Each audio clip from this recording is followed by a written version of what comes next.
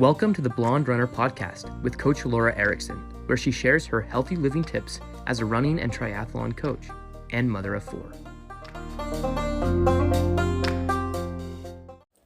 Hello, Coach Laura Erickson here, and I just was thinking about this, and I thought this would be a great topic, how to get over a bad race, and then how to give yourself grace. This is such a big one. If you've run for any amount of time, you're going to have a race that disappoints you. And one thing I wanted to start with saying is really a bad race is only a bad race if you label it that way. So with that being said, I think it's really important, and I'm going to talk about reframing your experience because you can't change it. That's one thing that I found in my racing experiences. No matter how much you relive it or you're frustrated with yourself, you can't change the past. You can't change what you did. So oftentimes I think it's really valuable to reframe it. And that's something that I teach my life coach as a life coach. So one of the another thing that I wanted to share is after a race that maybe you would deem to be a disappointment or a bad race, I highly suggest you doing a race report. And this often will help you process your feelings related to the race, but it will also give you the time to also look at things that maybe you did right. I think that's really important to do. So usually with any race that you've done, this is good for any race period to do a race report. Some of the things that I have a podcast on this, so definitely look that up if you're interested. I also have a YouTube on that, so if you're interested in that, how to write a race report, then I include all this stuff in there. But several of the things that I think are really important, especially with the bad races, writing down what would you do differently, or what you learned about it. Or people might say that writing down, that they have excuses, but there are reasons that a race doesn't go the way that we want. Is it a nutrition thing? Did we not get enough sleep? Was it negative self-talk? Was our body just not ready? Maybe we were getting sick. Maybe we've had an injury.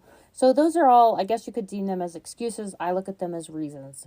Usually we are human. We don't perform well at every race. And however long you've raced, you will know that this happens. So it is important to learn how to deal with disappointment, not only in a race, but in life, period. And it can be used the same way. So you can certainly look at any disappointment you've had in your life and how do you manage that. Your character really is revealed by not the good and the wins and the good races as much as it is the bad races. That really determines what kind of a person you are. So I just wanted to share my experiences that I've had over the years with race disappointments and how I've handled them and how I've learned how to change that. And I'm still working on it. It is definitely something that takes some time, but I do encourage you to write that race report. And then see if you can make a plan or get a plan in place that will prevent you from having the pitfalls that you may have had.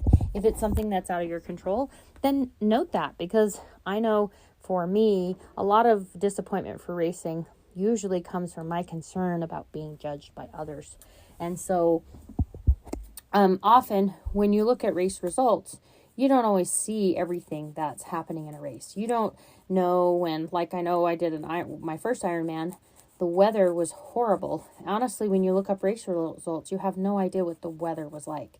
You don't know it was, 30-something degrees, and there were 20 or 30 mile an hour winds the whole entire race. So taking all that into consideration, when you're looking at those race times. But honestly, generally, people, I think you realize that when you're a runner, when you're looking at race results, that's not always going to be 100% accurate. So, I really think with racing, like I said, you're going to experience these things, and I really think in life, when you have disappointments, and it's not easy, it's definitely hard, and I think this takes a lot of work, but you can view it as a stumbling block or a stepping stone. A lot of times I know when I've had poor races, it fuels me to run better in the next race. I identify what I did wrong, or I try to see there's always a silver lining in every race that I do. Even if it was a crummy race, there's something I did right. One, did I finish the race? Like, was it crummy weather? I wasn't doing very well. I've had races where, my legs were seizing up. I didn't have a great race. Excuse me, but I finished. So that's the silver lining. I still got to run down that finished chute and feel that accomplishment finishing something. Not in maybe the time that I had supposed or wanted or my goal was, but I did finish, right? So I think focusing on the wins. I think when we have disappointing races, it's easy to just beat ourselves up. And I am the queen of beating myself up, to be honest. It is something I have struggled with for years. I'm finally doing a lot better at it. And that's definitely why I wanted to touch on this topic, because I want to talk about grace. We'll probably touch on anxiety a little bit too. So again, I think it's perspective. I think the fear of judgment is usually the thing that a lot of people have problem with. And I found the less I judge other people about their race experiences, the less I worry about people judging me, because most people, I think, could care less how you do, honestly. I think sometimes we think the world revolves around us a little more than it does. And think about it. The last race you did, and maybe you do know this, but who won the race? Do you have any clue? No, probably not. Maybe you know how your friends might have done because you've talked to them. But most of the time, we think that everyone is all concerned about how we did, but really it's not. It's really about us. I did an experiment not too long. Well, in one of my races particularly, I didn't do as well, and I remember I'm like really trying to get through it, but I'm thinking, and I came with that perspective. Who even knows who wins races? Nobody really cares. And I thought, I was trying to decide how I wanted to announce how I did my race. I know some people knew I was doing it, and I decided to just focus on what I did right. And I didn't even bring up that I didn't feel good about the race. It wasn't that great of a race. I didn't bring any of that up. And I had so many great comments, and they're like, "Good job, I'm so proud of you." Da, da, da. And it was such a much better feeling than, sharing all my disappointment. And oh boy, poor me. And it's like, I'm just grateful to be doing this. There's so many people out there. Maybe they're in a wheelchair. They can't run at all. What do I have to complain about, really? Maybe it wasn't the race I wanted, but geez, if you finish, and maybe you don't finish, and those races can be hard too, but towing the line and having the courage to toe the line, that's something to be grateful for. I remember kind of a turning point I had in this perspective of a good race and bad race, and it was in high school. And I went to Kenny Nationals back east in Wisconsin, and I remember I ran with a girl.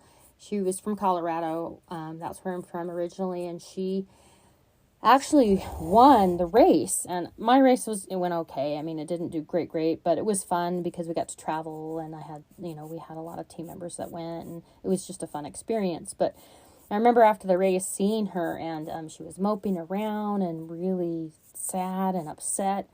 She had done really well, I mean, in my eyes, because she won the race, but she wasn't happy with herself. And I know I've had races that I've won that I wasn't happy with myself because I know I could have done better, right? And I was disappointed. But I remember how it felt being around her, in that same vicinity when there was awards, and you could see she was so disappointed that she'd won the race. And of course, my perspective's different than hers, but I've been there before where I won a race and I wasn't happy with the time, but I think it's important to not mope around, right? And not fixate on ourselves, but be cheerful and kind for others. And I remember after that experience thinking, I need to always be cheerful and kind to other people around me. If I don't do what I need to do, who cares? There's somebody there that had a PR that you need to celebrate with. And so that really, really changed my perspective on how I want to respond in an outward sense to a bad race. Because do I want to bring everybody else down because I had a bad race? Because what if they had a great race and I'm so focused on myself that I'm not being encouraging to other people? So that really changed my perspective on how I want to respond, especially in a public way, to what I do. And I still struggle with this in a sense that I don't want people to think I'm really slow if I do a bad race, but at the same time, bad, like I say, is a perspective, and it may not be a bad race. I've had races where I've actually paced other people, and so it wasn't as fast as I would normally do, but I was helping someone else. And so when somebody might be looking at results, they may see, she ran this time or that time, but that's a judgment that really is unfair, right? And so I don't even know what they're saying half the time. And I think we're very creative in our own mind, what people might be saying about us that probably is not being said at all. So really, it also boils down to, why do you run? Why do you do this? Do you do this so you can get the best race ever for yourself always? Or are you trying to help people? Or are you just loving to be in the environment? I know, when I've done races that maybe I'm not as, it's not where I want to be, but there are so many people you can be cheerful for. And it's like a reunion. Every time I have a race, it's like I get to see all these people that I don't always see, but I always see them at races. And so, how are you doing? What are you training for? I think that's really important, to be engaged. I think that'll also help you if you have a bad race. The tendency might be go and, mull over it or go and hide yourself, but maybe getting out there and encouraging or basking in someone else's glow of what they've done for that day and how they're really feeling kind of helps you get over it a lot better. With that being said, I do think it's really important to also feel your feelings. If you're upset and maybe you're angry, maybe you can tame that a little bit after the race, kind of, see other people's perspective, cheer for other people, see how they're doing, but maybe in a better, a private space, or even with a close friend, that you can say, why are you disappointed? And how are those feelings? Feel those feelings. Maybe you're angry. Maybe you're just so disappointed, or maybe you want to cry. Allow yourself to do that too. I think sometimes we try to, it's okay to put on a brave face for a while, and I think that's okay.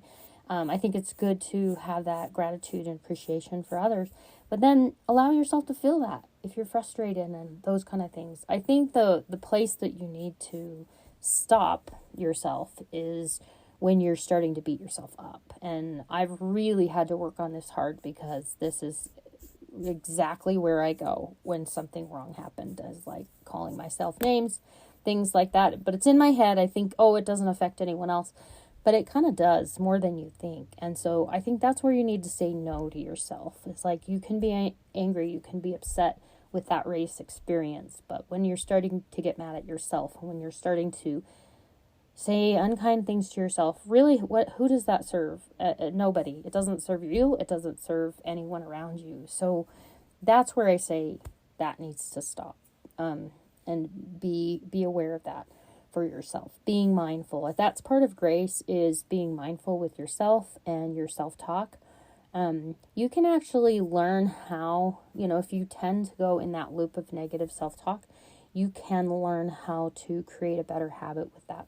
And a lot of it is writing down a script. What can serve you, even if you want to acknowledge that disappointment, because oftentimes that helps us get a better performance next time. It's something that will fuel us.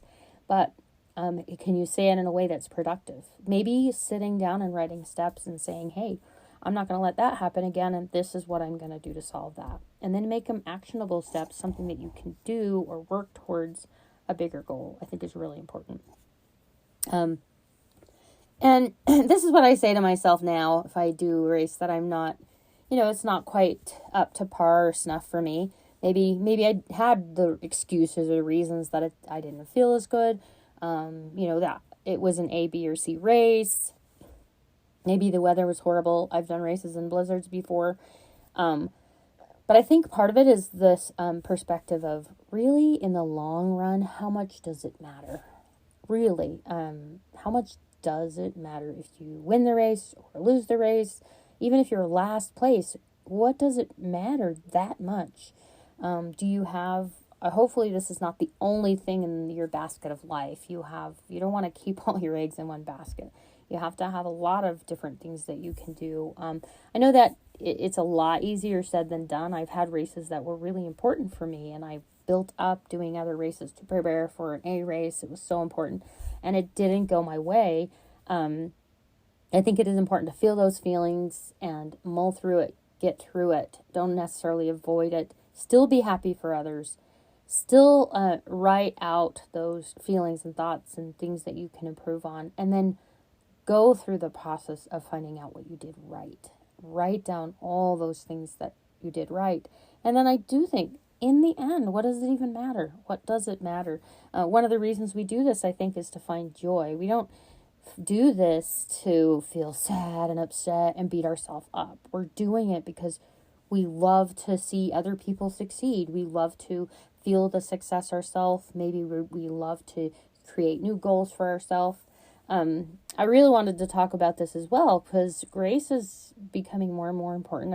I've realized for myself as I've went through menopause and life has changed and my experiences have changed. If you listen to my last podcast, I talked about this a lot, but I have to create new goals for myself. The goals, it's interesting for a running journey. A lot of people, they're aiming towards getting better and improving and getting stronger and getting faster and trying to get new PRs. But when you get into your older years, I've been doing this for 30 something odd years, and in my 50s now, and I see that is probably not as realistic. That is hard to let go of. I always want to improve and do better.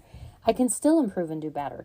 Maybe it's going to be a clean slate with my records, my new 5K record and 10K record. Looking at times that I don't know if I'll be hitting 17-minute 5Ks anymore, right? But finding something that's more realistic. It's not motivating to shoot for something that's way too hard for yourself. And this may be why you had a bad race. Maybe you expected too much out of your race and it just was a disappointment. So sitting down and writing it out and what can you learn from it is going to be really valuable, because then maybe you're going to make a goal that seems more realistic to you. And I believe that this is true for everybody. You may have just experienced an injury and you're trying to bounce back, and you can't expect that you're going to run your fastest 5K the first time you run it, right? The idea is progress.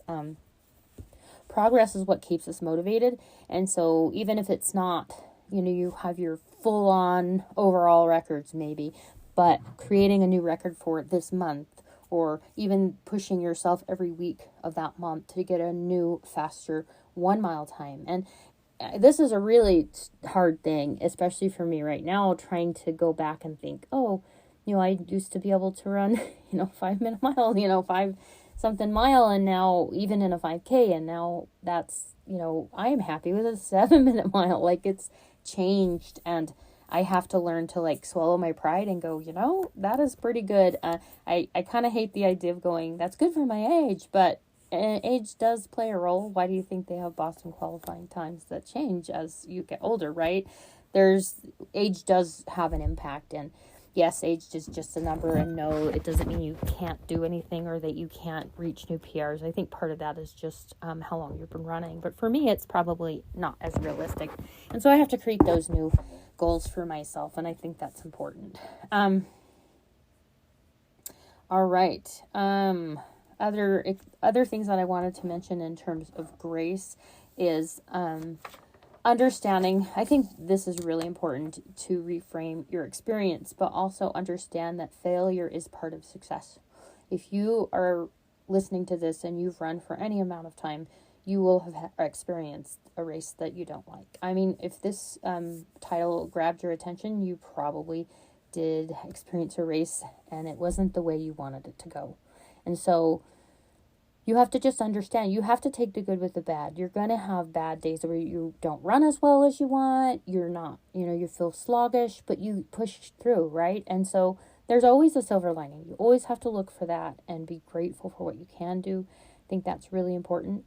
All right, other components of grace. Again, I mentioned that you need to be careful with your self-talk.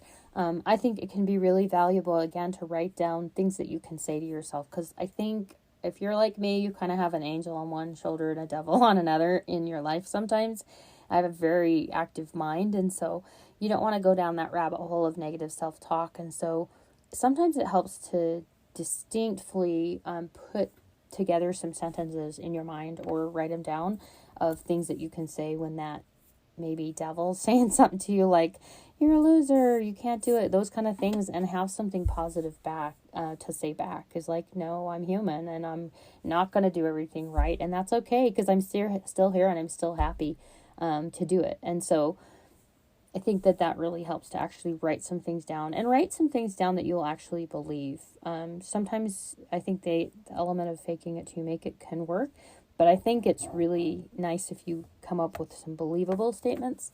I think you'll find that you'll experience, you'll be able to get through the experience better. And then realizing too, sometimes we go back and relive some of those negative experiences.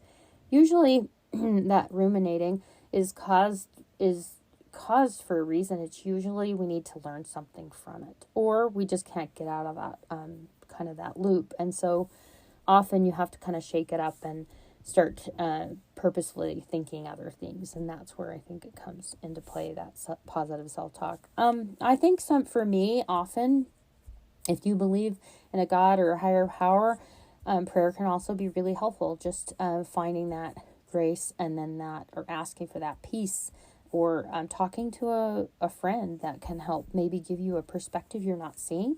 Usually friends are really supportive, and they'll say something that is encouraging, and I think sometimes it's hard to bring our mind to that, but hearing that from someone else. I know I keep a gratitude journal, and I also keep what's called a success journal. So oftentimes I'll look back at it and see all the wins that I have had. So, if I, not necessarily winning a race, but winning in my, in my training, like, gosh, I pushed myself really hard on that run, and I just felt so good, and I didn't even want to go, but I did it anyway. And then I write it out and write how I done and how I felt. And that's really helpful, especially after maybe not such a great race. Another thing I would suggest doing is laugh about it. Laugh about it. I know that might seem counterintuitive, but it's not laughing at yourself per se. It's just laughing about making it such a big deal. Sometimes we make these little races like they're the Olympics or something, but they're really not. Like, life is to be enjoyed. I remember in a class that I took, somebody said, choose your sensations. Choose the sensation that you want in life. Do you want to really keep experiencing these bad emotions? This is so much easier said than done. But learn to laugh about what went right. Or, like, I've been in windy races before, and everybody's hair is blowing every way. We're all kind of blowing into each other, and it's just like, this is so fun to, like, live and have these experiences that you can look back and laugh about how things maybe didn't go your way. I think that can be really valuable and therapeutic. Laughter is the best medicine. It truly does, make you feel a lot better.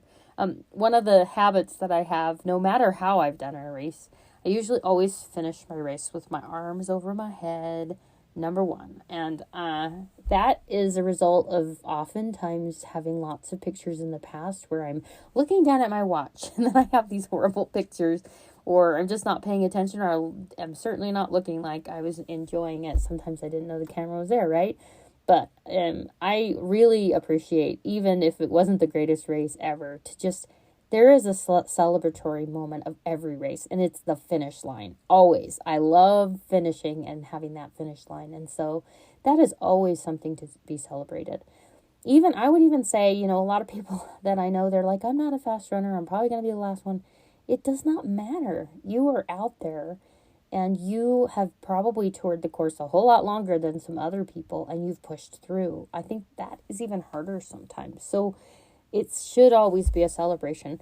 And I challenge you, like, put your arms up when you finish a race. Not only is that race picture going to be better, but there's just something about putting your arms over your head that it's always like, it's like a high five. It's like a cheer. It's always a cheerful, happy thing. It brings joy.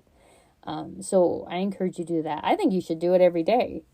I do a little bit of that every day. I think I have my moments of just cheer for yourself and be happy that you can do it. And sometimes when you're feeling so sad that you can't do it, think about people that can't, that they would love to do your slow, maybe bad race because they're in a wheelchair. They can't. Like, do it for them. So there's always something to be grateful for. Use that experience for, turn it into something good, stumbling block or a stepping stone. It really is up to you. So hopefully that was helpful for you. And please make any comments if you have anything else to add, or send me a message if you like to hear any other podcasts. And until next time, live well. Thank you again for listening in to the podcast. I wanted to encourage you to like and subscribe, and please share this so others are learning about it so we can continue growing it. You can also find me on Instagram at The Blonde Runner, and that's BLONDE with an E on there.